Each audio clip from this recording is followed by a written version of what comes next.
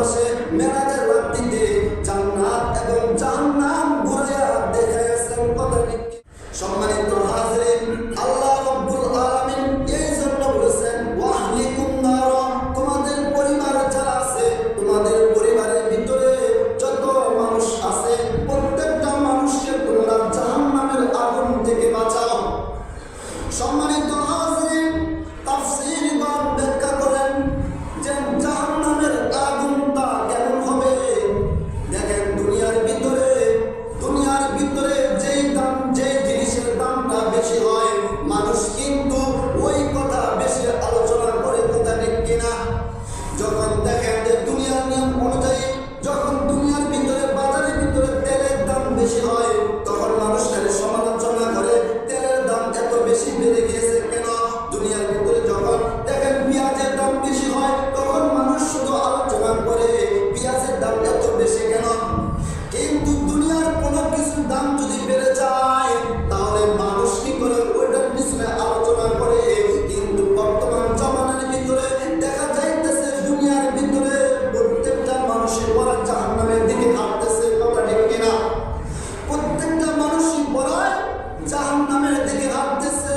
কিন্তু জাহান্নামের যে শাস্তি হবে, জাহান্নামের যে আযাব হবে, এই আলোচনা কেউ করে না। তিরমিজি শরীফের হাদিস, রাসূল পাক সাল্লাল্লাহু আলাইহি সাল্লাম হাদিসের ভিতরে বলেন যে দুনিয়ার আগুনটা হলো 1 নম্বর আগুন আর আখিরাতের আগুনটা হলো 70 নম্বর আগুন। অর্থাৎ দুনিয়ার সামান্য আগুনের তাপই আমরা সহ্য করতে পারি না, কিন্তু যখন কি করা হবে জাহান্নামের ভিতরে 70 গুণ আগুনটাকে বৃদ্ধি করে তাপমাত্রা দেওয়া হবে, তখন আমরা কেমনে সহ্য হয়ে জাহান্নামের আগুনটা 3টা কালার হবে। প্রথম কালারটা হবে যখন ওই জাহান্নামের আগুনটাকে 1000 বছর জ্বালানো হবে। 1000 বছর জ্বালানোর পরে সেই জাহান্নামের আগুনটা কি হয়ে যাবে? লাল টকটকা হয়ে যাবে।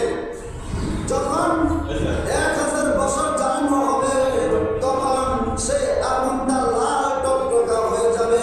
শুধু তাই নয়, আবার যখন 1000 বছর জ্বালানো হবে, 2000 বছর জ্বালানো হবে, ওই 2000 বছর জ্বালানোর পরে জাহান্নামের আগুনটা সাদা হয়ে যাবে। সাদা হওয়ার পরে আবার অর্থাৎ 3000 বছর জাহান্নামের আগুনটা যখন জ্বালানো হবে, ওই আগুনটা জ্বালানোর পরে ওই আগুনটার কালার হয়ে যাবে কালো। ওই আগুনটার কালার হয়ে যাবে কালো। দেখেন দুনিয়ার ভিতরে যদি একটা জিনিস কি করা বেশি জ্বালানো হয়, জ্বালানোর দ্বারা সেই জিনিসটা কালো হয় কিনা? জিনিসটা কিন্তু কালো হয়ে যায়। এই জন্য কি করা হয়েছে হাদিসের ভিতরে আসছে যে রাসূল পাক সাল্লাল্লাহু আলাইহি সাল্লাম বলেন যে জাহান্নামের আগুনকে যখন 3000 বছর জ্বালানো হবে, ওই 3000 বছর জ্বালানোর পরে ওই আগুনটা কি হয়ে যাবে? কালো হয়ে যাবে। ওই আগুনের তাপমাত্রা এত হবে যে ওই আগুনের ভিতরে যদি কোনো মানুষকে কি করা হয়, নিক্ষেপ করা হয়, সাথে সাথেই তার জীবন শেষ হবে। সম্মানিত হাজিরিন, শুধু তাই নয়, একটা মানুষকে একটা দিনের ভিতরে কি করা হবে?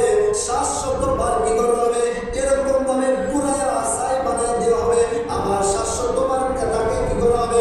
জীবিত করা হবে। সম্মানিত হাজিরিন, শীতের মাস আসতেছে। শীতের মাস আসতেছে। আমি ফজরের নামাজের জন্য কি করতেছি? মসজিদে যাইতেছি। কিন্তু যখনই ঘর থেকে বের হতেছি আমার সন্তান আমার সাথে ঘুম পাড়তেছে বা আমার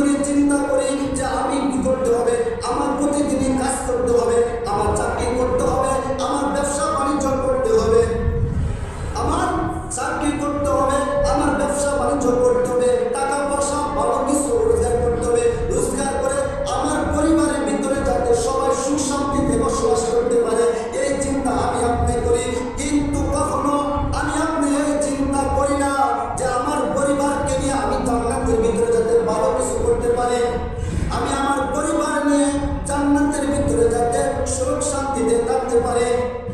আপনি যতই চান যে আমি একাই নিজের জাহান্নাম থেকে বাঁচি, আপনি একাই কখনো জাহান্নাম থেকে বাঁচতে পারবো না।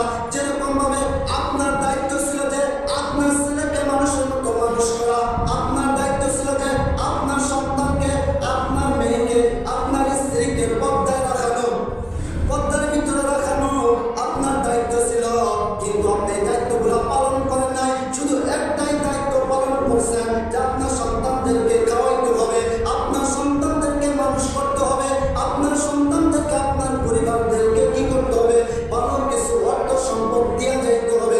এই দায়িত্ব পালন করছেন, কিন্তু যে দায়িত্বটা আল্লাহ পাক বলতেছেন ওয়া আনফুসাকুম ওয়া আহলিকুম নারা, তোমরা তোমাদের পরিবারদেরকে জাহান্নাম থেকে বাঁচাও। যে দায়িত্ব আল্লাহ পাক আমাদেরকে দিয়েছেন, ওই দায়িত্বর পিছনে আমাদের কোনো মাথা ব্যথা নাই। কথা ঠিক কিনা? ওই দায়িত্বের পিছনে আমাদের কোনো মাথা ব্যথা নাই।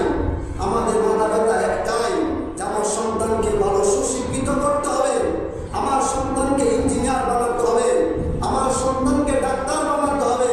কিন্তু এই দায়িত্ব আসে না আমার অন্তরের ভিতরে, আমার মাথার ভিতরে কখনো এই চিন্তা নেই যে আমার সন্তানকে একজন নবী করিম সাল্লাল্লাহু আলাইহি সাল্লামের আদর্শ অনুযায়ী জীবন তাদের পরিচালনা করতে পারে। এইটা আমাদের ইলম কি করতে হবে, শিক্ষা দিয়ে যেতে হবে। এই চিন্তা আমাদের ভিতরে কখনো আসে না, এই চিন্তা আমাদের ভিতরে কখনো আসে না। কারণ দেখা যায় যে আমার স্ত্রী কখনো কি করে না, নামাজ আদায় করে না, পর্দায় চলে না। আমার মেয়ে কখনো পর্দা করে না, সঠিকভাবে নামাজ আদায় করে না। সম্মানিত হাজিরিন, যারা আমরা কি করি প্রতিদিন জামাতের উপর, আমরা যেহেতু মুসলমান, আমাদের উপর যেহেতু প্রতিদিন 5 ওয়াক্ত নামাজ ফরজ হয়ে গেছে, 5 ওয়াক্ত নামাজ ফরজ হয়ে গেছে। দেখেন এই যে যারা আমরা ফজরের নামাজ আদায় করছি আলহামদুলিল্লাহ, আর যারা আমরা ফজরের নামাজ আদায় করি নাই, আমরা চাইলেই ফজর নামাজটা কিন্তু দিনের যে কোনো সময় আদায় করতে পারবো। কথা ঠিক কিনা? আমরা কিন্তু জুমার নামাজের পরেও ফজরের নামাজটা আদায় করতে পারবো।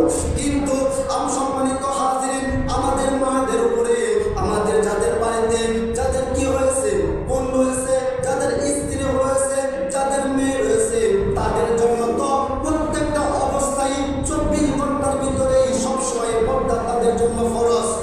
পর্দা তাদের জন্য ফরজ। পর্দার যদি কাজা আছে নাকি? পর্দার কোনো কাজা আছে? পর্দার কোনো কাজা নাই। নামাজের কাজা আছে, নামাজের কাজা আছে। রোজা যদি রমজানের রোজা ফরজ ছিল, যদি রোজা না রাখি তাহলে অন্য কোনো পন্থা আছে, অন্য কোনো পন্থা আছে। রমজানেরও কাজা আছে, রোজারও কাজা আছে। কিন্তু আমাদের মা বোনদের উপরে যে পর্দাটা, সেই পর্দাটার ভিতরে কোনো কাজা নাই। প্রত্যেকটা অবস্থায় তাদের জন্য পর্দা করা ফরজ।